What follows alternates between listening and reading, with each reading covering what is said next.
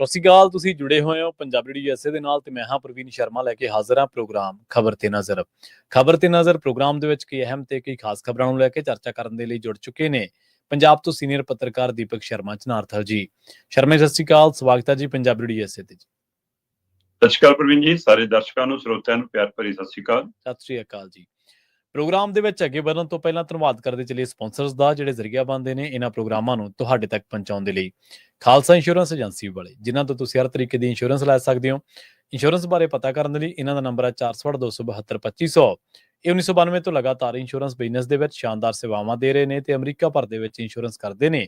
Obama care, Medicare ਜਾਂ ਫਿਰ covered California ਬਾਬਤ ਪਾਲਿਸੀ ਕਰਵਾਉਣ ਦੇ ਲਈ, ਸਲਾਹ ਲੈਣ ਦੇ ਲਈ ਅੱਜ ਹੀ ਕਾਲ ਕਰੋ 468-272-2500 ਤੇ।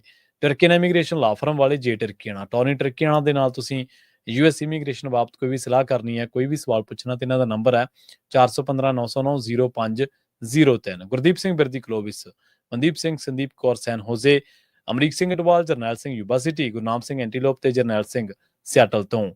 ਇਹਨਾਂ ਸਾਰੇ ਹੀ ਸਪਾਂਸਰਸ ਦਾ ਬਹੁਤ-ਬਹੁਤ ਧੰਨਵਾਦ। ਤੇ ਜੇਕਰ ਤੁਸੀਂ ਵੀ ਪੰਜਾਬੀ USA ਦੇ ਇਹਨਾਂ ਪ੍ਰੋਗਰਾਮਾਂ ਨੂੰ ਸਪਾਂਸਰ ਕਰਨਾ ਚਾਹੁੰਦੇ ਹੋ ਤਾਂ ਸਟੂਡੀਓ ਦਾ ਨੰਬਰ ਹੈ 468-272-5200। ਅੱਜ ਦਾ ਇਹ ਖਬਰ ਤੇ ਨਜ਼ਰ ਪ੍ਰੋਗਰਾਮ ਸਾਲ 2025 ਦੀ 25 ਸਤੰਬਰ ਦਾ ਪ੍ਰੋਗਰਾਮ ਹੈ ਤੇ ਦਿਨ ਅੱਜ ਵੀਰਵਾਰ ਹੈ। ਖਬਰਾਂ ਦੀ ਸ਼ੁਰੂਆਤ ਕਰੀਏ ਸ਼ਰਮਾ ਜੀ ਪੰਜਾਬ ਸਰਕਾਰ ਤੋਂ। ਲੰਘੇ ਦਿਨੀ ਤੁਸੀਂ ਇੱਕ ਖਬਰ ਦਾ ਜਦੋਂ ਤਫਸੀਲ ਦੇ ਰਹੇ ਸੀ, ਉਹਦੀ ਵਿਆਖਿਆ ਕਰ ਰਹੇ ਸੀ, ਵਿਸ਼ਲੇਸ਼ਣ ਕਰ ਰਹੇ ਸੀ, ਤੁਸੀਂ ਇਹ ਗੱਲ ਕਹੀ ਸੀ ਕਿ ਇਹਨਾਂ ਨੇ ਵਿਧਾਨ ਸਭਾ ਦੇ ਵਿੱਚ ਵੀ ਆਹੀ ਰੌਲਾ ਰੱਪਾ ਪਾਉਣਾ, ਦੂਜਿਆਂ ਨੂੰ ਨੀਵੇਂ ਦਿਖਾਉਣਾ, ਪਿਛਲੇ ਆਹ ਕਰ ਗਏ, ਉਹ ਆਹ ਕਰ ਗਏ। ਇਹਨਾਂ ਦੀਆਂ ਪਿਛਲੀਆਂ ਜੋ ਕੀਤੀਆਂ ਨੇ ਵਿਧਾਨ ਸਭਾ ਦੇ ਵਿੱਚ ਕਾਰਵਾਈਆਂ, ਉਹਨਾਂ ਤੋਂ ਤਾਂ ਇਹੀ ਇਸ਼ਾਰਾ ਹੈ। ਇਸ ਬਾਬਤ ਹੜ੍ਹਾਂ ਦਾ ਜਿਹੜਾ ਵਿਧਾਨ ਸਭਾ ਦਾ ਵਿਸ਼ੇਸ਼ ਇਜਲਾਸ ਹੈ ਜੀ, ਉਹ ਅੱਜ ਸ਼ੁਰੂ ਹੋਣ ਜਾ ਰਿਹਾ। ਪ੍ਰਵੀਨ ਜੀ ਬਿਲਕੁਲ, ਅੱਜ ਸਾਡੇ 26 ਤਰੀਕ ਹੈ, 26 ਸਤੰਬਰ ਹੈ ਜੀ।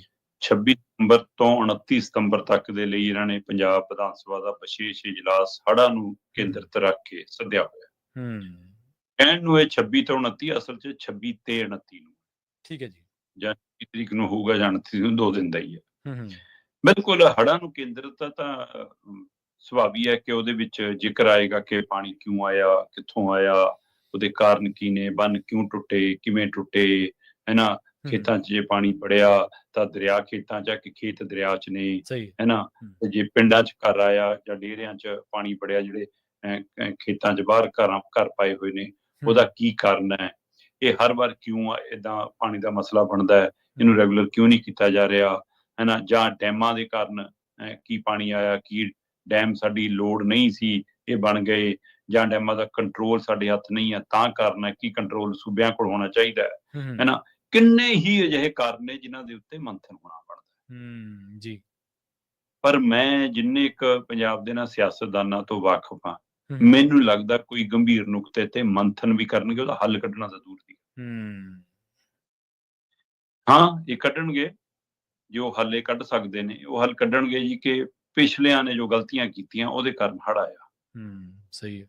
ਇਹ ਕੱਢਣਗੇ, ਹੱਲ ਕੱਢਣਗੇ ਜੀ, ਕਿ ਮੌਜੂਦਾ ਸਰਕਾਰ ਜੋ ਸੁੱਤੀ ਰਹੀ ਜੀ, ਬਿਮਾਰ ਹੋ ਗਈ ਜੀ, ਰੋਟੀ ਭੁੰਜੇ ਬੈਠ ਕੇ ਖਾ ਕੇ ਫੋਟੋਆਂ ਖਿਚਾ ਕੇ ਆ ਗਈ ਜੀ, ਤਾਂ ਹੜ੍ਹ ਆਇਆ। ਮਤਲਬ ਇੱਥੇ ਭੰਡ ਭੰਡਈਆ ਹੋਏਗਾ, ਸਹੀ ਹੈ, ਤਾਨੇ ਹੋਣਗੇ, ਇੱਥੇ ਇੱਕ ਦੂਏ ਨੂੰ ਆਰੋਪ ਦੋਸ਼ ਲੱਗਣਗੇ, ਹੈ ਨਾ। ਪਰ ਸਿਰ ਜੋੜ ਕੇ ਇਸ ਗੱਲ ਲਈ ਮੰਥਨ ਨਹੀਂ ਹੋਏਗਾ ਕਿ ਇਸ ਵਾਰ ਜੇ ਹੋ ਗਿਆ ਤਾਂ ਹੋ ਗਿਆ, ਅਗਲੀ ਵਾਰ ਤੋਂ ਨਾ ਆਵੇ, ਆਪਾਂ ਨੂੰ ਉਹਦੇ ਲਈ ਕੀ ਕਰਨਾ ਚਾਹੀਦਾ। ਚੁਣੇ ਨੁਮਾਇੰਦੇ, ਜਿਹੜਾ MLA ਹੈ, ਜਿਹੜਾ ਮੰਤਰੀ ਹੈ, ਜਿਹੜਾ ਕੋਈ ਪ੍ਰਸ਼ਾਸਨਿਕ ਰੁਤਬੇ ਤੇ ਹੈ, ਕੋਈ DC ਹੈ, ਕੋਈ SSP ਹੈ, ਉਹਨਾਂ ਦਾ ਕੰਮ ਹੜ੍ਹ ਆਉਣ ਤੇ ਬੰਨ ਮਜ਼ਬੂਤ ਕਰਨ ਲਈ ਥੈਲੇ ਚੱਕਣਾ ਨਹੀਂ ਹੈ ਕਿ ਤੁਸੀਂ ਉਹ ਵੀਡੀਓ ਦਿਖਾਓ, ਤਸਵੀਰਾਂ ਦਿਖਾਓ ਕਿ ਦੇਖੋ ਜੀ ਧਰਾਤਲ ਤੇ ਮੰਤਰੀ ਖੁਦ ਲੱਗਿਆ ਜੀ, DC ਖੁਦ ਲੱਗਿਆ ਜੀ, ਕਿਵੇਂ ਭੱਜ ਨੱਠਾ ਜੀ, ਬਾਲ ਖਿਲ ਰਹੇ ਨੇ ਜੀ, ਕੱਪੜੇ ਲਿਬੜੇ ਨੇ। ਇਹ ਕੰਮ ਨਹੀਂ ਹੈ, ਇਹ ਕੰਮ ਆਵਾਮ ਕਰ ਰਿਹਾ ਹੈ, ਲੋਕ ਕਰ ਰਹੇ। ਸਹੀ ਹੈ, ਤਵੱਕੋ ਰੱਖਦੇ ਨੇ ਕਿ ਤੁਸੀਂ MLA ਹੋ, ਤੁਸੀਂ ਇਹਦੇ ਲਈ ਯੋਜਨਾ ਬਣਾਓਗੇ, ਬਿਲਕੁਲ ਕਾਨੂੰਨ ਘੜੋਗੇ, ਤੁਸੀਂ ਜੇ ਹੁਣ ਸਥਿਤੀ ਆ ਗਈ ਤਾਂ ਉਹਦੇ ਨਜਿੱਠਣ ਲਈ ਫੰਡ ਲੈ ਕੇ ਆਓਗੇ। ਕੀ ਅੱਜ ਦੀ ਵਿਧਾਨ ਸਭਾ ਮਤਾ ਪਾਊਗੀ ਕਿ 1600 ਕਰੋੜ ਵਾਜਬ ਨਹੀਂ ਆ, ਅਸੀਂ ਉਹ ਵੀ ਵਾਪਸ ਮੋੜਦੇ ਹਾਂ, ਸਾਨੂੰ ਲੋੜ ਹੀ ਨਹੀਂ ਕੇਂਦਰ ਦਾ। ਮੁੱਖ ਮੰਤਰੀ ਸਾਹਿਬ ਕਹਿੰਦੇ ਰਹੇ ਨਾ ਕਿ ਮੈਂ ਨਹੀਂ ਜਾਂਦਾ ਪੈਸੇ ਮੰਗਣ, ਮੈਨੂੰ ਨਹੀਂ ਲੋੜ, ਸਾਡਾ ਖਜ਼ਾਨਾ ਭਰਿਆ, ਕਹਿੰਦੇ ਰਹੇ। ਹਾਂਜੀ, ਕਿ ਅੱਜ ਦੀ ਵਿਧਾਨ ਸਭਾ ਮਤਾ ਪਾਊਗੀ ਕਿ ਹਾਂ ਜੀ ਮੁੱਖ ਮੰਤਰੀ ਦੇ ਬੋਲਾਂ ਤੇ ਅਸੀਂ ਮੋਹਰ ਲਾਉਂਦੇ ਆ ਕਿ ਜੀ ਖਜ਼ਾਨਾ ਭਰਿਆ, ਇਸ ਲਈ ਜਿਹੜੇ ਆ ਨਵਾਂ ਰੰਗਲਾ ਪੰਜਾਬ ਕਮੇਟੀ ਬਣਾ ਕੇ ਅਸੀਂ ਫੰਡ ਮੰਗ ਰਹੇ, ਅਸੀਂ ਨਹੀਂ ਮੰਗਾਂਗੇ, ਵਾਪਸ ਕਰਾਂਗੇ ਜਿਨ੍ਹਾਂ ਤੋਂ ਲਏ ਨੇ। ਏਦਾਂ ਸਹੀ ਗੱਲ ਹੈ, ਬਿਲਕੁਲ।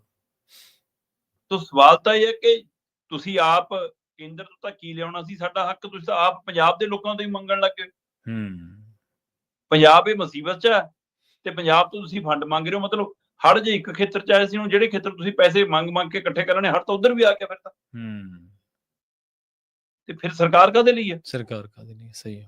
ਅੱਜ ਦੀ ਵਿਧਾਨ ਸਭਾ ਦੇ ਵਿੱਚ ਵਿਰੋਧੀ ਪਾਰਟੀਆਂ ਆਪਣਾ ਰੋਸਾ ਛੱਡ ਕੇ, ਸੱਤਾਧਾਰੀ ਧਿਰ ਆਪਣੀ ਹੋਮੇ ਛੱਡ ਕੇ ਸਿਰਫ ਤੇ ਸਿਰਫ ਇਸ ਨੁਕਤੇ ਨੂੰ ਕਿ ਪੰਜਾਬ ਨੂੰ ਹੜ੍ਹ ਦੀ ਮਾਰ ਚੋਂ ਉਭਾਰਨਾ ਕਿਵੇਂ ਹੈ, ਇਸ ਨੂੰ ਬਚਾਉਣਾ ਕਿਵੇਂ ਆ, ਮੁੜ ਕੇ ਪੈਰਾਂ ਸਿਰ ਕਿਵੇਂ ਕਰਨਾ, ਅਗਲੀ ਫਸਲ ਕਿਵੇਂ ਬੀਜੀ ਜਾਵੇ, ਉਹਦੇ ਲਈ ਕੀ ਕਰਨਾ ਹੈ ਨਾ, ਤੇ ਗਾਂ ਨੂੰ ਹੜ੍ਹ ਨਾ ਆਉਣ ਉਹਦੇ ਲਈ ਅਸੀਂ ਕਿਹੜੀ ਰਣਨੀਤੀ ਤੇ ਕੰਮ ਕਰਨਾ ਹੈ, ਇਹਦੇ ਤੇ ਕੋਈ ਚਰਚਾ ਕਰਨਗੇ। ਸਹੀ ਹੈ, ਬਿਲਕੁਲ। ਕੀ ਕੋਈ ਅਜਿਹਾ ਬਿੱਲ, ਅਜਿਹਾ ਕਾਨੂੰਨ ਲਿਆਉਣਗੇ ਕਿ ਆਹ ਲਓ ਜੀ ਆਪਾਂ ਅੱਜੇ ਪਾਸ ਕਰਦੇ ਹਾਂ, ਅੱਜੇ ਰਾਜਪਾਲ ਕੋਲ, ਤੇ ਰਾਜਪਾਲ ਜਿੱਦਣ ਨਾ ਕਰ ਦੂਗਾ ਉਦਣ ਹੀ ਦੁਬਾਰਾ ਲਿਆਵਾਂਗੇ, ਦੁਬਾਰਾ ਫੇਰ ਭੇਜਾਂਗੇ ਜੀ, ਫਿਰ ਦੇਖਦੇ ਹਾਂ ਕਿਵੇਂ ਰੋਕਦੇ ਜੀ। ਫਿਰ ਤਾਂ ਹਦਾਇਤ ਹੋਈ ਹੈ ਜੀ ਕਿ ਰਾਸ਼ਟਰਪਤੀ ਨੂੰ ਸਮਾਂ ਹੱਥ 'ਚ ਕਰਨਾ ਪੈਣਾ। ਅਸੀਂ ਬਿੱਲ ਪਾਸ ਕਰਦੇ ਹਾਂ ਕਿ ਡੈਮ ਸਾਡੇ ਕੰਟਰੋਲ 'ਚ ਹੋਣ। ਜੀ ਸਹੀ ਹੈ, ਬਿਲਕੁਲ। ਤਾਂ ਜਾਂ ਤਾਂ ਕੁਝ ਕਰਕੇ ਜਾਇਓ ਅੱਜ, ਫੇਰ ਮੰਨਾਂਗੇ। ਤੇ ਜੇ ਸਿਰਫ ਤੇ ਸਿਰਫ ਤੁਸੀਂ ਮੌਜੂਦਾ ਸਰਕਾਰ ਨੂੰ ਘੇਰਨਾ ਤੇ ਮੌਜੂਦਾ ਸਰਕਾਰ ਨੇ ਤੁਹਾਡੇ ਪਿਛਲੇ ਕਾਰਜਕਾਲ ਗਣਾਉਣੇ ਆ, ਬਸ ਫਿਰ ਤਾਂ ਠੀਕ ਹੈ, ਪੰਜਾਬ ਦਾ ਪੈਸਾ ਬਰਬਾਦ ਸੈਸ਼ਨ ਬੁਲਾ ਕੇ ਤੁਸੀਂ ਕਰ ਰਹੇ ਹੋ, ਵੈਸੇ ਵੀ ਕਰ ਰਹੇ ਹੋ। ਇਹ ਮੈਨੂੰ ਰਤਾਸ ਨਹੀਂ ਕਿ ਕੁਝ ਨਹੀਂ ਕਰੂਗਾ ਜੀ। ਬਿਲਕੁਲ, ਦੇਖੋ ਇਹ ਪਿਛਲੇ ਤਜਰਬੇ ਹੀ ਬੋਲਦੇ ਆ ਜੀ। ਹੋਰ ਲੋਕ ਬੇਉਮੀਦੇ ਲੋਕ ਕਦੋਂ ਹੁੰਦੇ ਨੇ? ਇਹੀ ਬੇਉਮੀਦੀ ਹੈ ਨਾ ਇਹਨਾਂ ਦੀਆਂ, ਜਦੋਂ ਕਾਰਵਾਈਆਂ ਵੇਣੇ ਆ, ਕਰਤੂਤਾਂ ਵੇਣੇ, ਇਹਨਾਂ ਦੇ ਕਾਰਜਕਰਦਗੀ ਵੇਣੇ ਆ ਕਿ ਬਈ ਜਦੋਂ ਇਹਨਾਂ ਨੇ ਪੱਲੇ ਹੀ ਕੁਛ ਨਹੀਂ ਪਾਉਣਾ, ਫਿਰ ਬੇਉਮੀਦੀ ਹੈ। ਫਿਰ ਨਾ ਉਮੀਦੀ ਦੇ ਵਿੱਚ ਤਾਂ ਲੋਕ ਫਿਰ ਇਹੀ ਕਹਿੰਦੇ ਵੀ ਤੁਸੀਂ ਜਿਹੜਾ ਕਰਨਾ ਕਰ ਲਓ। ਕਰੋੜਾਂ ਰੁਪਏ ਇਜਲਾਸ ਤੇ ਲੱਗਦਾ ਸ਼ਰਮਾ ਜੀ ਇੱਕ ਦਿਨ ਦੇ ਉੱਤੇ, ਤੇ 4 ਦਿਨਾਂ ਦਾ ਤਾਂ ਤੁਹਾਨੂੰ ਪਤਾ ਹੀ ਹੈ। ਸਾਰਿਆਂ ਨੂੰ ਟੀਏ ਡੀਏ ਇਹ ਉਹ ਸਭ ਮਿਲਣਾ ਇਹਨਾਂ ਨੂੰ, ਤੇ ਇਹਨਾਂ ਨੇ ਪੱਲੇ ਜਨਤਾ ਦੇ ਕੁਛ ਵੀ ਨਹੀਂ ਪਾ ਕੇ ਜਾਣਾ। ਅਗਲੀ ਗੱਲ ਕਰੀਏ ਇੱਕ ਅਜਿਹੀ ਸਟੇਟਮੈਂਟ ਦੀ ਜਿਹੜੀ ਆਪਣੇ ਆਪ ਦੇ ਵਿੱਚ ਇੱਕ ਵਿਲੱਖਣ ਹੈ ਤੇ ਪਰ ਧੱਕੇਸ਼ਾਹੀ ਦਾ ਪ੍ਰਤੀਕ ਕਿਹਾ ਜਾ ਸਕਦਾ ਹੈ। BBMP ਦੀ ਸਟੇਟਮੈਂਟ ਦੇ ਇਹ ਕੀ ਅਰਥ ਕੱਢੀਏ, ਕੀ ਮਾਇਨੇ ਕੱਢੀਏ ਸ਼ਰਮਾ ਜੀ, ਜਿਹਦੇ ਵਿੱਚ ਉਹ ਕਹਿ ਰਹੇ ਨੇ ਵੀ ਜੇ ਹਰਿਆਣੇ ਨੂੰ ਵਾਧੂ ਪਾਣੀ ਦੇ ਦਿੰਦੇ ਫਿਰ ਹੜ੍ਹ ਨਾ ਆਉਂਦੇ। ਪ੍ਰਵੀਨ ਜੀ, BBMP ਪੂਰੀ ਤਰ੍ਹਾਂ ਨਾਲ ਕੇਂਦਰ ਦਾ ਬੀਬਾ ਬੱਚਾ ਹੈ ਜੀ। ਕੇਂਦਰ ਕਰਦਾ ਹੈ, ਉਹ ਜੋ ਕਹਾਉਂਦੇ ਨੇ ਉਹ ਕਹਿੰਦਾ ਹੈ। ਚੋਣ ਕਮਿਸ਼ਨ ਜਿਵੇਂ ਉਹਨਾਂ ਦਾ ਪੁੱਤ ਬਣਿਆ ਸਕਾ, ਉਵੇਂ ਹੀ ਹੈ ਨਾ, BBMP ਵੀ ਹੁਣ ਉਹਨਾਂ ਦਾ ਪੁੱਤ ਹੈ।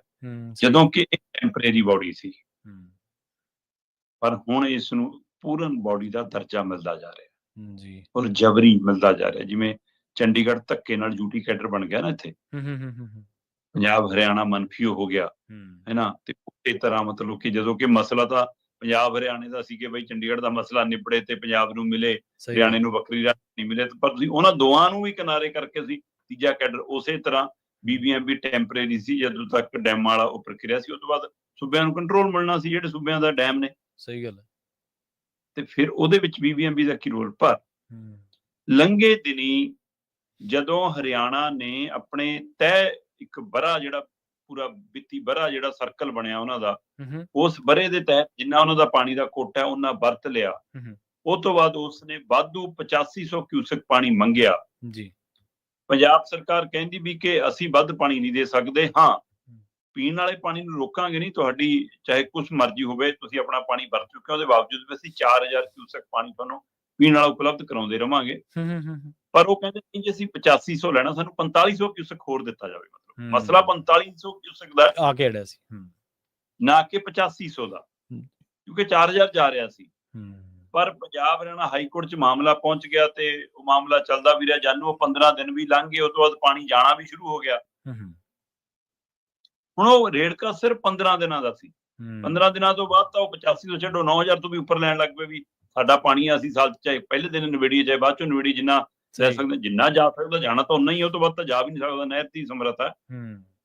ਤਾਂ ਫਿਰ ਇਹ ਮਾਮਲੇ ਦੇ ਤਹਿਤ ਅਦਾਲਤ ਦੇ ਵਿੱਚ BBMP ਆਪਣਾ ਪੱਖ ਰੱਖਦਾ ਹੁਣ ਕੱਲ, ਤੇ BBMP ਉੱਥੇ ਕਹਿੰਦਾ ਕਿ ਜੀ ਜੇ ਹਰਿਆਣਾ ਨੂੰ 8500 ਕਿਊਸਕ ਪਾਣੀ ਦੇ ਦਿੱਤਾ ਹੁੰਦਾ ਤਾਂ ਪੰਜਾਬ ਹੜ੍ਹ ਆਉਣੇ ਸੀ। BBMP ਹੈ ਜਿਹਨੇ ਪਿਛਲੇ ਦਿਨੀ ਪ੍ਰੈਸ ਕਾਨਫਰੰਸ ਕਰਕੇ ਕਿਹਾ ਕਿ ਜੀ ਅਸੀਂ ਤਾਂ ਪੰਜਾਬ ਨੂੰ, ਹਰਿਆਣਾ ਨੂੰ, ਤੁਹਾਡੇ ਮੁੱਖ ਮੰਤਰੀ ਨੂੰ ਦੱਸ ਕੇ ਪਾਣੀ ਛੱਡਦੇ ਸੀ ਡੈਮਾਂ। ਸਹੀ ਗੱਲ, ਕਿਆ ਇਹ ਉਹਦਾ ਜਵਾਬ ਨਹੀਂ ਦੇ ਸਕੇ, ਉਹਨਾਂ ਦੇ ਉਲਟਾ ਕੋਈ ਕਾਨੂੰਨੀ ਕਾਰਵਾਈ ਦੀ ਪਹਿਲ ਕਦਮੀ ਨਹੀਂ ਕਰ ਸਕੇ, ਉਹਨਾਂ ਨੂੰ ਕਟਹਿਰੇ 'ਚ ਨਹੀਂ ਖੜਾ ਕਰ ਸਕੇ। ਹੁਣ ਉਹ ਪੰਜਾਬ ਹਰਿਆਣਾ ਹਾਈ ਕੋਰਟ 'ਚ ਖੜ ਕੇ ਕਹਿ ਰਹੇ ਨੇ ਕਿ ਜੀ ਹਰਿਆਣਾ ਨੂੰ 8500 ਕਿਊਸੈਕ ਪਾਣੀ ਦੇ ਦਿੰਦੇ ਫਿਰ ਹੜ੍ਹ ਨਹੀਂ ਆਉਣਾ ਸੀ। ਪਹਿਲੀ ਗੱਲ ਤਾਂ ਉਹ ਇੱਥੇ ਝੋਲ ਕਰ ਰਹੇ ਨੇ ਵੀ 4000 ਜਾ ਰਿਹਾ ਸੀ ਉਸ 8500 ਚੋਂ, ਸਹੀ ਗੱਲ ਹੈ, ਬਿਲਕੁਲ ਵਾਧੂ ਜਾ ਰਿਹਾ ਸੀ, ਉਹਨਾਂ ਦਾ ਕੋਟਾ ਨਹੀਂ ਸੀ, ਉਹ ਭਾਈਚਾਰਕ ਤੌਰ ਤੇ ਜਾ ਰਿਹਾ ਸੀ ਤਾਂ ਕਿ ਪੀਣ ਵਾਲੇ ਪਾਣੀ ਦੀ ਕਿੱਲਤ ਨਾ ਆਵੇ, ਤੇ ਉਹ 4500 ਵਾਧੂ ਮੰਗਦਾ ਸੀ। ਜਾਂ ਤਾਂ ਕੋਈ ਇਹੋ ਜਿਹਾ ਉਹ ਲਿਆਉਂਦੇ ਕਿ ਹਾਂ ਜੀ ਹੁਣ ਸਾਨੂੰ ਲੋੜ ਹੈ, ਹੁਣ ਸਾਨੂੰ ਦੇ ਦਿਓ, ਸਾਡੇ ਅਗਲੇ ਸਾਲ ਵਾਲੇ ਚੋਂ ਕੱਟ ਲਿਓ, ਫਿਰ ਗੱਲ ਹੋਰ ਸੀ। ਇਹ ਵੀ ਜੀ ਵੀ ਕੋਈ ਸੀ, ਜ਼ਬਰਦਸਤੀ ਸੀ ਕਿ ਅਸੀਂ ਲੈਣਾ ਹੀ ਲੈਣਾ। ਤੇ ਸਵਾਲ ਇਹ ਹੈ ਕਿ ਜਿਹੜਾ BBP ਇਹ ਸਾਬਤ ਕਰਨ ਲੱਗਿਆ ਕਿ ਜੀ ਇਹ ਭਾਖੜਾ ਦਾ ਮਸਲਾ ਹੈ ਨਾ, ਤੇ ਜੇ ਉੱਥੋਂ 15 ਦਿਨ ਪਾਣੀ ਉਹ ਨਹੀਂ ਗਿਆ ਤੇ ਉਸ ਤੋਂ ਬਾਅਦ ਉਹ ਜਾਣ ਲੱਗ ਗਿਆ, ਉਹਦੇ ਨਾਲ ਹੀ ਹੜ੍ਹ ਆਇਆ ਜੀ। ਸਹੀ ਗੱਲ। ਤੇ ਬਾਕੀ ਉਧਰ ਸੁਲਤਾਨਪੁਰ ਲੋਧੀ ਵਾਲੇ ਪਾਸੇ ਮਾਰ ਹੋਈ, ਗਾਹਾਂ ਉਧਰ ਮਤਲਬ ਕਿ ਹਰੀਕੇ ਪੱਤਨ ਵਾਲੇ ਪਾਸੇ ਮਾਰ ਹੋਈ, ਜਿਹੜੀ ਰਾਵੀ ਬਿਆਸ ਦੀ ਉਧਰ ਮਾਰ ਹੋਈ, ਉਹਦਾ ਕਾਰਨ ਕੀ ਹੈ ਜੀ? ਫਿਰ ਉਹ ਤਾਂ ਦੱਸ ਦਿਓ ਸਾਨੂੰ। ਬਿਲਕੁਲ, ਛੱਡਾ ਤਾਂ ਲੱਖਾਂ ਕਿਸੇ ਗਿਆ ਹੈ ਨਾ, ਮਤਲਬ ਚਲੋ ਇੱਥੇ ਤਾਂ ਤੁਸੀਂ ਕਹਿੰਦੇ ਹੋ ਇਹਨੂੰ ਪਾਣੀ ਨਹੀਂ ਦਿੱਤਾ ਤਾਂ ਆ ਗਿਆ, ਪਰ ਜਿਹੜੇ ਉੱਪਰ ਆਇਆ ਜੀ ਹੜ੍ਹ ਹਿਮਾਚਲ, ਉਹਦੇ ਲਈ ਵੀ ਫਿਰ ਇਹੀ ਕਾਰਨ ਹੋਊਗਾ। ਜੇ ਉੱਤਰਾਖੰਡ ਆਇਆ, ਜੰਮੂ ਕਸ਼ਮੀਰ 'ਚ ਆਈ ਮਾਰ, ਉਹਦਾ ਵੀ ਇਹੀ ਕਾਰਨ ਹੋਊਗਾ। ਹਰਿਆਣੇ ਤੱਕ ਮਾਰ ਪਈ ਜਿਹੜੀ ਉਹਨਾਂ ਦੇ ਖੇਤਰਾਂ 'ਚ, ਉਹਦੇ ਕਾਰਨ ਵੀ ਇਹੀ ਹੋਊਗਾ ਕਿ ਪਾਣੀ ਨਹੀਂ ਵੱਧ ਦਿੱਤਾ। ਤਰਕ ਕਿਹੋ ਜਿਹਾ ਤੁਸੀਂ ਇਹ ਦੇਖੋ, ਤੇ ਸਾਡੇ ਵਾਲੇ ਉਹਨੂੰ ਕਿੰਨਾ ਕੁ ਕਾਊਂਟਰ ਕਰ ਪਾਉਂਦੇ ਨੇ, ਸਵਾਲ ਤਾਂ ਇਹ ਵੀ ਹੈ। ਤੁਸੀਂ ਅਜੇ ਤੱਕ, ਮੈਂ ਤਾਂ ਹੀ ਗੱਲ ਕੀਤੀ ਕਿ ਸਵਾਲ ਤਾਂ ਹੈ ਕਿ ਜੇ ਤੁਸੀਂ ਡੈਮਾਂ ਦਾ ਕੰਟਰੋਲ ਲੈਣ ਲਈ ਜਦੋਜਹਿਦ ਕਰੋ, ਤੁਸੀਂ ਕਹੋ ਕਿ ਅਸੀਂ ਇੱਥੋਂ ਹੀ ਵਿਧਾਨ ਸਭਾ ਚੋਂ ਨਿਕਲ ਕੇ ਸਿੱਧੇ ਦਿੱਲੀ ਨੂੰ ਜਾਵਾਂਗੇ ਸਾਰੇ, ਚਲੋ ਜਿਹਨੇ ਜਿਹੜਾ ਹੋਊਗਾ ਪਤਾ ਲੱਗ ਜੂਗਾ, ਇੱਥੋਂ ਹੀ ਨਿਕਲਦੇ ਆ ਬਾਹਰ, ਆਪਣੀ ਆਪਣੀ ਗੱਡੀਆਂ 'ਚ ਬੈਠੋ, ਚਲੋ ਦਿੱਲੀ ਜਾ ਕੇ ਧਰਨਾ ਲਾਈਏ, ਅਖੀਰਲਾ ਦਿਨ ਸੈਸ਼ਨ ਦਾ ਉੱਥੇ ਹੀ ਕਰ ਲਾਂਗੇ ਸੜਕ ਤੇ। ਸਹੀ ਹੈ, ਦੇਖ ਪਤਾ ਕਿਹੜਾ ਦਿੱਲੀ ਨੂੰ ਜਾਂਦਾ, ਕਿਹੜਾ ਨਹੀਂ ਜਾਂਦਾ। ਸਹੀ ਹੈ, ਕਰੋ ਤਾਂ ਸੀ ਨਾ ਤੁਸੀਂ ਕਿ ਤਹੀ ਆ ਕਿ ਜੀ ਡੈਮਾਂ ਦਾ ਕੰਟਰੋਲ, ਤੁਸੀਂ ਪਾਣੀ ਵਾਲਾ ਵੀ ਕੰਟਰੋਲ ਆਪਣੇ ਕੋਲ ਲੈ ਲਿਆ, ਮੈਂਬਰਾਂ ਦਾ ਕੰਟਰੋਲ ਵੀ ਆਪਣੇ ਕੋਲ ਲੈ ਲਿਆ, ਸੁਰੱਖਿਆ ਵਾਲਾ ਕੰਟਰੋਲ ਵੀ ਆਪਣੇ ਕੋਲ ਲੈ ਲਿਆ। ਧਰਤੀ ਸਾਡੀ, ਪਾਣੀ ਸਾਡਾ, ਸਹੀ ਹੈ, ਲੋਕ ਸਾਡੀ, ਮਾਲਕ ਤੁਸੀਂ। ਇਹ ਕੇਂਦਰੀਕਰਨੀ ਤਾਂ ਹੋਰ ਕੀ ਹੈ ਜੀ? ਸਹੀ ਗੱਲ ਹੈ, ਹੁਕਮ ਕਿਸੇ ਦਾ ਚੱਲਦਾ। GST ਦਾ ਸੂਬੇ ਵਿਰੋਧ ਕਰਦੇ ਰਹੇ ਤੇ ਇਹਨਾਂ ਨੇ ਜਦੇ ਉਹਨਾਂ ਨੂੰ ਪ੍ਰਵਾਨ ਕਰਕੇ ਠੀਕ ਹੈ ਜੀ, ਆ ਹੁਣ ਫੇਰ ਸੂਬੇ ਦਾ ਘਾਟਾ ਕਿਵੇਂ ਪੂਰਾ ਕਰਨਾ, ਇਹ ਪੁੱਛਦੇ ਉਹਨਾਂ ਨੂੰ ਸਵਾਲ ਕਦੇ? ਨਾ ਨਾ ਨਾ, ਨਹੀਂ। ਤੁਸੀਂ ਤਾਂ ਇਹ ਪਾਉਂਦੇ ਨਾ ਕਿ GST ਰੱਦ ਕਰੋ ਜੀ, ਖਤਮ ਕਰੋ ਜੀ, ਸਾਨੂੰ ਪੁਰਾਣੇ ਟੈਕਸਾਂ ਤੇ ਲਿਆਓ, ਸਾਡੇ ਸੂਬਿਆਂ ਦਾ ਹੱਕ ਤਾਂ ਸਾਡੇ ਕੋਲ ਰਹਿਣ ਦਿਓ। ਉਹ ਗੱਲ ਨਹੀਂ ਕਰਨੀ ਇਹਨਾਂ ਨੇ। ਤੋ ਇਸ ਲਈ ਇਹ ਸਮੁੱਚੀਆਂ ਪਾਰਟੀਆਂ ਕੇਂਦਰੀ ਏਜੰਸੀਆਂ ਤੋਂ ਡਰਦੀਆਂ ਕੇਂਦਰ ਦੀ ਝੋਲੀ ਚੁੱਕ ਬਣੀਆਂ ਨੇ। ਇਹਨਾਂ ਤੋਂ ਰੱਤਾ ਉਮੀਦ ਨਾ ਕਰਿਓ ਕਿ ਤੁਹਾਡੇ ਹੱਕ ਹਕੂਕਾਂ ਲਈ ਲੜਨਗੇ। ਜੀ ਬਿਲਕੁਲ। ਨਾਲੇ ਜਦੋਂ ਫਿਰ ਜਦੋਂ ਇਹਨਾਂ ਨੇ ਇਹ ਗੱਲ ਮੰਨ ਹੀ ਲੈਣੀ ਹੈ, ਫਿਰ ਸ਼ਰਮਾ ਜੀ ਜਿਵੇਂ ਖੇਤਰੀ ਪਾਰਟੀਆਂ ਦੀ ਆਪਾਂ ਗੱਲ ਕਰ ਰਹੇ ਸੀਗੇ, ਫਿਰ ਉਹਨਾਂ ਦੇ ਬੰਦੇ ਜਦੋਂ ਨਾਲ ਵਾਲੇ ਖੜੇ ਆ, ਜਾਂ ਜਿਹੜੇ ਲੋਕ ਆ ਸੰਵਿਧਾਨਕ ਤੌਰ ਤੇ ਤਾਂ 3 ਕਰੋੜ ਲੋਕਾਂ ਦੇ ਮੁਖੀ ਅਸੀਂ ਕਹਿਣ ਨੂੰ ਤਾਂ, ਪਰ ਜਦੋਂ 3 ਕਰੋੜ ਲੋਕਾਂ ਦੇ ਹੱਕ ਦੀ ਗੱਲ ਆਉਂਦੀ ਆ, ਉਦੋਂ ਖੜਨ ਨੂੰ ਸਾਡਾ ਦਿਲ ਨਹੀਂ ਕਰਦਾ, ਉਦੋਂ ਸਾਡੀਆਂ ਲੱਤਾਂ ਭਾਰ ਨਹੀਂ ਚੱਲਦੀਆਂ। 112ਵਾਂ ਜਨਮ ਦਿਨ ਮਨਾਇਆ ਜਾ ਰਿਹਾ ਸੀ ਤਾਊ ਦੇਵੀ ਲਾਲ ਦਾ ਜੀ, ਤੇ ਹਰਿਆਣਾ ਦੇ ਵਿੱਚ ਰੋਹਤਕ ਚ ਉਹਨਾਂ ਨੇ ਕਿਹਾ ਕਿ ਜੀ ਰੈਲੀ ਨਹੀਂ, ਇਹ ਰੈਲਾ ਹੈ ਸਾਡਾ, ਤੇ ਖਾਸਾ ਇਕੱਠ ਸੀ ਅਵੇ ਚੌਟਾਲਾ ਤੇ ਅਰਜੁਨ ਚੌਟਾਲਾ ਹੋਰਾਂ ਨੇ, ਤੇ ਸੁਖਬੀਰ ਬਾਦਲ ਸੀ ਉੱਥੇ। ਮੈਂ ਬੋਲਦਿਆਂ ਸੁਣ ਰਿਹਾ ਸੀ, ਕਹਿੰਦੇ ਵੀ ਕਿਸਾਨਾਂ ਦੀ ਜੇ ਕੋਈ ਰੱਖਿਆ ਕਰ ਸਕਦਾ ਹੈ, ਕਿਸਾਨੀ ਨੂੰ ਕੋਈ ਬਚਾ ਸਕਦਾ ਤਾਂ ਖੇਤਰੀ ਪਾਰਟੀ ਹੈ। ਅੱਛਾ, ਸਹੀ ਹੈ, ਠੀਕ ਹੈ। ਸੁਖਬੀਰ ਬਾਦਲ ਨੂੰ ਖੇਤਰੀ ਪਾਰਟੀ ਤੇ ਕਿਸਾਨਾਂ ਦੀ ਯਾਦ ਤਾਂ ਆਈ। ਸਹੀ ਗੱਲ, ਪਰ ਕਿੰਨੀ ਉਨੀ ਦੇਰ, ਜਿੰਨੀ ਦੇਰ ਗੱਠਜੋੜ ਨਹੀਂ ਹੋ ਜਾਂਦਾ। ਸਹੀ ਗੱਲ, ਬਿਲਕੁਲ ਬਿਲਕੁਲ। ਜਿੰਨੀ ਦੇਰ ਗੱਠਜੋੜ ਰਿਹਾ ਉਨੀ ਦੇਰ ਤੱਕ ਕਦੇ ਪੰਜਾਬ ਦੀ ਚੇਤੇ ਨਹੀਂ ਆਈ। ਤੇ ਹੁਣ ਜਦੋਂ ਗੱਠਜੋੜ ਟੁੱਟਿਆ, ਹੁਣ ਪੰਜਾਬ ਵੀ ਚੇਤੇ ਆ ਰਿਹਾ, ਹੁਣ ਕਿਸਾਨ ਵੀ ਚੇਤੇ ਆ ਰਹੇ ਨੇ, ਹੁਣ ਭਾਈਚਾਰਾ ਵੀ ਚੇਤੇ ਆ ਰਿਹਾ। ਅਸਲ ਚ ਬਿਲਕੁਲ, ਅਸਲ ਚ ਤੁਹਾਡੇ ਸਿਧਾਂਤ ਨਹੀਂ ਕੋਈ ਰਹਿੰਦੇ ਨਾ। ਸਹੀ, ਤੁਸੀਂ ਆਪਣੀ ਵਿਚਾਰ ਹੁੰਦੀ। ਇੱਥੇ CPI ਦਾ ਮਹਾਂ ਸੰਮੇਲਨ ਚੱਲ ਰਿਹਾ ਹੈ ਚੰਡੀਗੜ੍ਹ ਦੇ ਵਿੱਚ, ਠੀਕ ਹੈ ਜੀ। ਕੱਲ ਉਹਨਾਂ ਨੇ ਮਤੇ ਪਾਏ ਨੇ। ਉਹ ਮਤੇ ਪਤਾ ਵੀ ਕਿਹੜੇ ਨੇ? ਬੰਦੀ ਸਿੰਘਾਂ ਦੀ ਰਿਹਾਈ ਹੋਣੀ ਚਾਹੀਦੀ ਹੈ। ਜੀ ਜੀ, ਇੱਕ ਆਮ ਨੇ CPI ਨੇ ਆਪਣੇ ਮਤੇ ਚ ਪਾਇਆ। ਪਾਇਆ ਜੀ ਕਿ ਵਾਘਾ ਬਾਰਡਰ ਖੁੱਲਣਾ ਚਾਹੀਦਾ ਹੈ ਵਪਾਰ। ਮਤਾ ਪਾਇਆ ਚੰਡੀਗੜ੍ਹ ਪੰਜਾਬ ਨੂੰ ਮਿਲਣਾ ਚਾਹੀਦਾ ਜੀ। ਇਹ ਮਤੇ ਕਿਹੜੇ ਨੇ? ਇਹ ਮਤੇ ਜਿਨ੍ਹਾਂ ਲਈ ਅਕਾਲੀ ਦਲ ਨੇ ਲੜਨਾ ਸੀ ਜੀ। ਇਹ ਮਤੇ ਉਹ ਨੇ ਜਿਹਨਾਂ ਲਈ ਅਕਾਲੀ ਦਲ ਨੇ ਖੜਨਾ ਸੀ। ਜਿਹੜੀ ਵਿਚਾਰਧਾਰਾ ਅਕਾਲੀ ਦਲ ਦੀ ਸੀ ਤੁਸੀਂ ਛੱਡਤੇ, ਤਾਂ ਅੱਜ ਕਾਮਰੇਡ ਵੀ ਅਪਣਾ ਕੇ ਤੁਹਾਡੇ ਇਹਨਾਂ ਮਤਿਆਂ ਨੂੰ। ਸੋਚੋ। ਸਹੀ ਗੱਲ, ਬਿਲਕੁਲ ਜੀ। ਸੋ ਇਹਦਾ ਮਤਲਬ ਉਹ ਮੌਕੇ ਦੀ ਨਜਾਕਤ ਸਮਝਣ ਲੱਗ ਪਏ। ਤੇ ਤੁਸੀਂ ਜਿਹੜੇ ਇਸ ਲਈ ਤੁਹਾਨੂੰ ਲੀਡਰ ਬਣਾ ਕੇ ਲੋਕਾਂ ਨੇ ਮੂਹਰੇ ਤੋਰਿਆ ਸੀ ਕਿ ਤੁਸੀਂ ਇਹਨਾਂ ਹੱਕਾਂ ਲਈ ਲੜੋਗੇ ਤੇ ਤੁਸੀਂ ਉਹ ਮੁੱਦੇ ਛੱਡੀ ਬੈਠੇ। ਜੀ ਬਿਲਕੁਲ। ਨਾਲੇ ਮੇਰਾ ਖਿਆਲ ਆ ਵੀ ਜੇ ਕਹਿੰਦੇ ਕਿਸਾਨਾਂ ਲਈ ਕੋਈ ਲੜ ਸਕਦਾ, ਮੇਰੇ ਖਿਆਲ 'ਚ ਉਹ ਕਹਿਣਾ ਭੁੱਲ ਗਏ। ਉਹਨਾਂ ਨੂੰ ਇਹ ਕਹਿਣਾ ਚਾਹੀਦਾ ਸੀ ਕਿਸਾਨਾਂ ਨੂੰ ਜੇ ਕੋਈ ਕਾਨੂੰਨ ਸਮਝਾ ਸਕਦਾ ਤੇ ਉਹ ਅਕਾਲੀ ਦਲ, ਕਿਉਂਕਿ ਪਹਿਲਾਂ ਇਹ ਸਮਝਾਉਂਦੇ ਹੁੰਦੇ ਸੀ ਨਾ ਕਾਨੂੰਨ ਕਿਸਾਨਾਂ ਨੂੰ। ਜੀ, ਅਗਲੀ ਗੱਲ ਕਰੀਏ ਜ਼ਿਲ੍ਹਾ ਪ੍ਰੀਸ਼ਦ ਤੇ ਬਲਾਕ ਸਮਿਤੀ ਦੀਆਂ ਚੋਣਾਂ ਦੀ। ਇਹ ਜਿਹੜੇ ਆਮ ਆਦਮੀ ਪਾਰਟੀ ਵਾਲੇ ਨੇ ਜਾਂ ਵੈਸੇ ਵੀ ਸ਼ਰਮਾ ਜੀ ਸੰਵਿਧਾਨਕ ਤੌਰ ਤੇ ਵੀ ਜਦੋਂ ਕਿਸੇ ਸੰਸਥਾ ਦਾ ਸਮਾਂ ਮਿਆਦ ਪੁੱਗ ਜਾਂਦੀ ਉਹਦੀ ਚੋਣ ਕਰਾਉਣੀ ਲਾਜ਼ਮੀ ਹੈ। ਲੋਕ ਤਾਂ ਉਡੀਕ ਰਹੇ ਨੇ ਕਦੋਂ ਹੋਣਗੀਆਂ, ਪਰ ਇਹਨਾਂ ਨੇ 3 ਮਹੀਨਿਆਂ ਲਈ ਫੇਰ ਅੱਗੇ ਪਾਤੀਆਂ ਜੀ। ਪ੍ਰਵੀਨ ਜੀ, ਸਤੰਬਰ 2018 ਦੀਆਂ ਪੈਂਡਿੰਗ ਨੇ ਚੋਣਾਂ। ਜੀ ਜੀ, 7 ਸਾਲ ਬੀਤ ਗਏ ਤੇ ਇਹਦੇ ਬਾਵਜੂਦ ਇਹ ਚੋਣਾਂ ਨਹੀਂ ਕਰਵਾ ਹੋਈਆਂ ਜੀ। ਜਾਂ ਮਤਲਬ ਪਿਛਲੀ ਸਰਕਾਰ ਦਾ ਕਾਰਜਕਾਲ ਵੀ ਲੰਘਿਆ ਤੇ ਮੌਜੂਦੀ ਵਾਲੇ ਦਾ ਵੀ ਲੰਘ ਚੱਲਿਆ। ਪਹਿਲਾਂ ਸਮੇਂ ਤੋਂ ਪਹਿਲਾਂ ਪੰਚਾਇਤੀ ਚੋਣਾਂ ਕਰਾਉਣ ਦਾ ਨੋਟੀਫਿਕੇਸ਼ਨ ਕਰ ਲਿਆ ਸੀ, ਅਦਾਲਤ ਝਾੜਾਂ ਪਈਆਂ ਤੇ ਰੁਕ ਗਈ। ਉਸ ਤੋਂ ਬਾਅਦ ਪੰਚਾਇਤੀ ਚੋਣਾਂ ਤਾਂ ਹੋ ਗਈਆਂ, ਪਰ ਬਲਾਕ ਸੰਮਤੀ ਜ਼ਿਲ੍ਹਾ ਪ੍ਰੀਸ਼ਦ ਦੀਆਂ ਚੋਣਾਂ ਅਜੇ ਤੱਕ ਨਹੀਂ। ਜੀ ਜੀ, ਮਾਣਯੋਗ ਅਦਾਲਤ ਦੇ ਵਿੱਚ ਸੁਣਵਾਈ ਦੇ ਦਰਮਿਆਨ ਇਹਨਾਂ ਨੇ ਦਮ ਭਰਿਆ ਸੀਗਾ ਕਿ ਜੀ ਅਸੀਂ ਇਹ ਚੋਣਾਂ ਤੁਰੰਤ ਸਮਾਂ ਰਹਿੰਦਿਆਂ ਕਰਵਾ ਲਾਂਗੇ। ਠੀਕ ਹੈ ਜੀ। ਤੇ ਉਸ ਬਾਵਜੂਦ ਇਹ ਕਰਾ ਨਹੀਂ ਸਕੇ। 23 ਜ਼ਿਲ੍ਹਾ ਪ੍ਰੀਸ਼ਦ ਦੀਆਂ ਚੋਣਾਂ ਨੇ, 154 ਬਲਾਕ ਸੰਮਤੀ ਦੀਆਂ ਚੋਣਾਂ ਨੇ, ਤੇ ਇਸ ਦੇ ਲਈ ਹੁਣ ਇਹਨਾਂ ਨੇ ਨੋਟੀਫਿਕੇਸ਼ਨ ਤੱਕ ਜਾਰੀ ਕਰਤਾ ਸੀਗਾ ਕਿ 5 ਅਕਤੂਬਰ ਨੂੰ ਇਹ ਚੋਣਾਂ ਹੋਣਗੀਆਂ। ਠੀਕ ਹੈ। ਤੇ ਪਰ ਲੰਘੇ ਕੱਲ ਫੈਸਲਾ ਲੈ ਲਿਆ ਜੀ ਪੰਜਾਬ ਤੇ ਪਿੰਡੂ ਵਿਕਾਸ ਵਿਭਾਗ ਨੇ ਕਿ ਜੀ ਅਸੀਂ ਜੀ ਇਹਨੂੰ 3 ਮਹੀਨਿਆਂ ਲਈ ਅੱਗੇ ਪਾਉਣੇ ਆ। ਹੁਣ ਇਹ 5 ਦਸੰਬਰ ਤੇ ਚਲੀਆਂ ਗਈਆਂ। ਤੁਸੀਂ ਇਹ ਦੇਖੋ ਕਿ ਮਤਲਬ ਨਾ ਇਹਨਾਂ ਨੂੰ ਸਮੇਂ ਦੀ ਸਮਝ, ਨਾ ਮੌਸਮ ਦੀ ਸਮਝ, ਨਾ ਤਿਥ ਤਿਉਹਾਰਾਂ ਦਾ ਹਵਾਲਾ, ਨਾ ਸਾਡੇ ਦਿਹਾੜਿਆਂ ਦਾ ਹਵਾਲਾ, ਹੈ ਨਾ, ਕੁਛ ਨਹੀਂ। ਜਦੋਂ ਜੀ ਕਰੇ ਅੱਗੇ ਦਾ ਜੋ ਕਿਵੇਂ ਕਰਨਾ ਕੀ ਨਹੀਂ, ਕੋਈ ਹਿਸਾਬ ਨਹੀਂਗਾ। ਹੁਣ ਇਹ 5 ਅਕਤੂਬਰ ਤੋਂ ਮਤਲਬ ਸਿਰਫ 9-10 ਦਿਨ ਪਹਿਲਾਂ ਤੁਸੀਂ ਫੈਸਲਾ ਲੈ ਲਿਓ ਸੀ ਅੱਗੇ ਪਾ ਦਾਂਗੇ, ਜਦੋਂ ਹੜ੍ਹਾਂ ਦੀ ਸਥਿਤੀ ਬਣੀ ਸੀ ਤੁਹਾਨੂੰ ਉਦੋਂ ਹੀ ਇਹ ਫੈਸਲਾ ਵਾਪਸ ਲੈਣਾ ਬਣਦਾ ਸੀ। ਸਹੀ ਹੈ, ਬਿਲਕੁਲ। ਕਿ ਠੀਕ ਹੈ ਵੀ ਹੜ੍ਹ ਵਰਗੇ ਹਾਲਾਤ ਨੇ, ਅੱਧਾ ਪੰਜਾਬ ਡੁੱਬਿਆ ਤੇ ਇਸ ਲਈ ਪਿੰਡੂ ਖੇਤਰ ਹੀ ਜ਼ਿਆਦਾ ਮਾਰ ਹੇਠ ਹੈ ਤੇ ਪਿੰਡਾਂ ਨਾਲ ਸੰਬੰਧਿਤ ਇਹ ਚੋਣਾਂ ਨੇ, ਇਸ ਲਈ ਇਸਨੂੰ ਅੱਗੇ ਪਾਉਣੇ। ਸਹੀ ਹੈ, ਠੀਕ ਹੈ ਜੀ। ਹੁਣ ਤੁਸੀਂ 3 ਮਹੀਨੇ ਲਈ ਅੱਗੇ ਪਾ ਲਈਆਂ ਤੇ ਦੇਖਦੇ ਹਾਂ ਜੀ। ਪਹਿਲਾਂ ਇਹਨਾਂ ਨੇ ਪੰਜਾਬ ਹਰਿਆਣਾ ਹਾਈ ਕੋਰਟ ਨੂੰ ਬਕਾਇਦਾ ਲਿਖ ਕੇ ਦਿੱਤਾ ਸੀਗਾ ਜੀ ਕਿ ਅਸੀਂ 31 ਮਈ ਤੱਕ ਇਹਨਾਂ ਚੋਣਾਂ ਨੂੰ 30-31 ਮਈ ਤੱਕ ਇਹਨਾਂ ਚੋਣਾਂ ਨੂੰ ਕਰਵਾ ਲਾਂਗੇ, ਤੇ ਉਹ ਵੀ ਨਹੀਂ ਕਰਵਾ ਹੋਈਆਂ। ਫਿਰ ਉਸ ਤੋਂ ਬਾਅਦ ਹੁਣ 5 ਅਕਤੂਬਰ ਤਰੀਕ ਰੱਖ ਵੀ ਲਈ ਸੀ ਤੇ ਹੁਣ 5 ਦਸੰਬਰ ਰੱਖੀ ਹੈ ਜੀ। ਪਤਾ ਨਹੀਂ ਆਸ ਅਜੇ ਵੀ ਹੈ ਕਿ ਹੋਣਗੀਆਂ ਕਿ ਨਹੀਂ ਹੋਣਗੀਆਂ, ਇਹ ਵੀ ਨਹੀਂ ਪਤਾ ਅਜੇ ਵੀ। ਸਹੀ ਹੈ, ਬਿਲਕੁਲ। ਤੇ ਅਗਲੀ ਗੱਲ ਕਰੀਏ ਈਵੀਐਮ ਦੀ। ਹੁਣ ਤਾਂ ਇਹਦਾ ਨਾਂ ਲੈਂਦੇ ਹੀ ਸਰਕਾਰ ਤੇ ਭਾਜਪਾ ਹੀ ਨਾਲ ਦੀ ਨਾਲ ਸਰਗਰਮ ਹੋ ਜਾਂਦੇ ਈਵੀਐਮ ਦਾ ਨਾਂ ਲੈਂਦੇ ਹੀ, ਪਰ ਵੋਟਾਂ ਦੇ ਮਾਮਲੇ 'ਚ ਕਹਿੰਦੇ ਪਹਿਲਾਂ ਡਾਕ ਵਾਲੀਆਂ ਵੋਟਾਂ ਗਿਣੀਆਂ ਜਾਣਗੀਆਂ ਜੀ ਤੇ ਫਿਰ ਈਵੀਐਮ ਵਾਲਿਆਂ ਦੀ ਵਾਰੀ ਆਊਗੀ।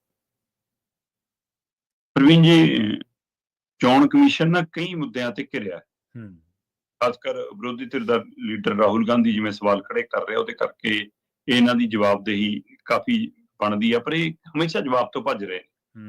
ਉਹਨਾਂ ਨੁਕਤਿਆਂ ਤੇ ਤਾਂ ਆ ਨਹੀਂ ਰਹੇ, ਚਾਹੇ ਉਹ ਵੋਟ ਚੋਰੀ ਵਾਲਾ ਮਸਲਾ ਹੈ ਨਾ, ਚਾਹੇ ਢਾਈ ਵਾਲਾ ਮਸਲਾ ਹੈ, ਚਾਹੇ ਪੂਰੇ ਮੁਲਕ ਚ ਹੁਣ ਲਾਗੂ ਕਰਨ ਦੀ ਪ੍ਰਕਿਰਿਆ, ਜਦੋਂ ਕਿ ਮਾਮਲਾ ਕੋਰਟ ਚ ਤੇ ਪੂਰੇ ਮੁਲਕ ਚ ਲਾਗੂ ਕਿਵੇਂ। ਪੰਜਾਬ ਵਾਲਿਆਂ ਨੂੰ ਵੀ ਕਹਿਤਾ 30 ਸਤੰਬਰ ਤੱਕ ਤਿਆਰੀ ਕਰ ਲਓ, ਇਹ ਤੋਂ ਬਾਅਦ ਆਪਾਂ ਪ੍ਰਕਿਰਿਆ ਸ਼ੁਰੂ ਕਰਨੀ ਹੈ। ਉਹਨਾਂ ਮੁੱਖ ਮੁੱਦਿਆਂ ਤੇ ਆ ਨਹੀਂ ਰਹੇ, ਪਰ ਕਦੇ ਕਦੇ ਕੋਈ ਨਾ ਕੋਈ ਨੁਕਤਾ ਜਿਹਾ ਸਾਹਮਣੇ ਲਿਆ ਕੇ ਦਿਖਾਉਣ ਦੀ ਕੋਸ਼ਿਸ਼ ਕਰਦੇ ਕਿ ਅਸੀਂ ਕੰਮ ਬਹੁਤ ਕਰ ਰਹੇ ਜੀ। ਹੁਣ ਇਹ ਨੁਕਤਾ ਲਿਆਂਦਾ ਕਿ ਜਦੋਂ ਵੋਟਾਂ ਦੀ ਗਿਣਤੀ ਹੋਵੇ ਤਾਂ ਪਹਿਲਾਂ ਜਿਹੜੀ ਪੋਸਟਲ ਵੋਟ ਹੈ, ਜਿਹੜੀ ਬੈਲਟ ਪੇਪਰ ਰਾਹੀਂ ਬਾਈ ਡਾਕ ਹਾਸਲ ਹੁੰਦੀ ਹੈ, ਉਹਦੀ ਗਿਣਤੀ ਜਦੋਂ ਮੁਕੰਮਲ ਹੋ ਜਾਏਗੀ ਤਾਂ ਈਵੀਐਮ ਦੀ ਗਿਣਤੀ ਮੁਕੰਮਲ ਕੀਤੀ ਜਾਵੇਗੀ। ਠੀਕ ਹੈ।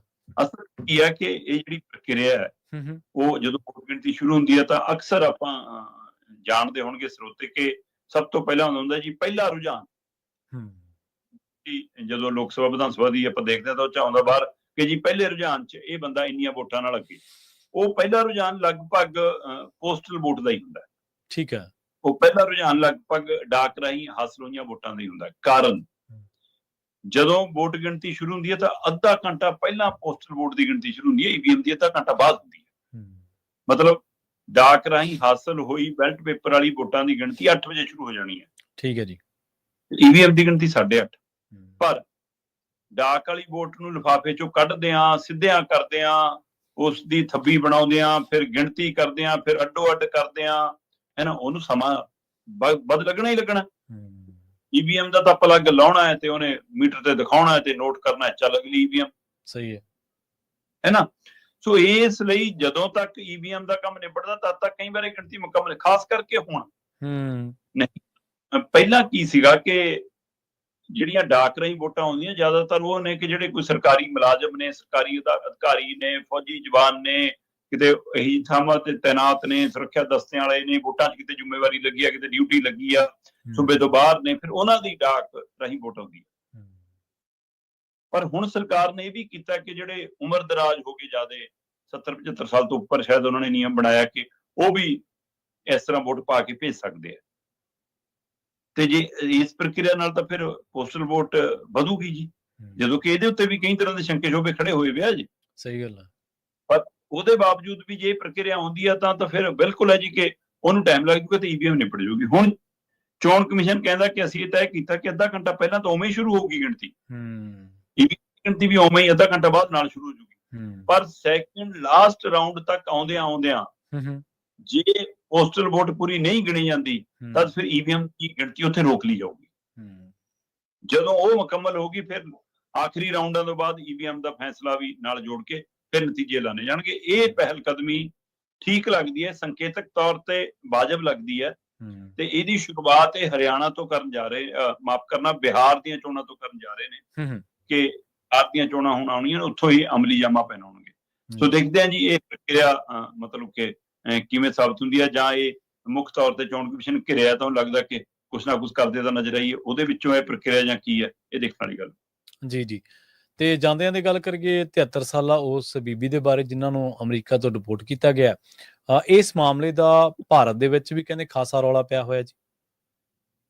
ਬਿਲਕੁਲ ਜੀ, ਮਤਲਬ ਕਿ 30-32 ਸਾਲਾਂ ਤੋਂ ਲਗਭਗ ਬੀਬੀ ਕਹਿੰਦੇ ਅਮਰੀਕਾ 'ਚ ਸੀਗੇ ਤੇ ਉੱਥੇ ਉਹਨਾਂ ਦੀ ਅਰਜੀ ਵੀ ਜਦੋਂ ਰੱਦ ਹੋ ਜਾਂਦੀ ਹੈ 2013 'ਚ ਸ਼ਾਇਦ ਗੱਲ ਹੈ, 73 ਸਾਲਾ ਬੀਬੀ ਹਰਜੀਤ ਕੌਰ ਹੋਰਾਂ ਦੀ, ਤੇ ਉਹ ਅਰਜੀ ਰੱਦ ਹੋਣ ਤੋਂ ਬਾਅਦ ਕਹਿੰਦੇ ਉਹ ਰੈਗੂਲਰਲੀ ਆਈਸੀਈ ਹੁੰਦਾ ਨਾ,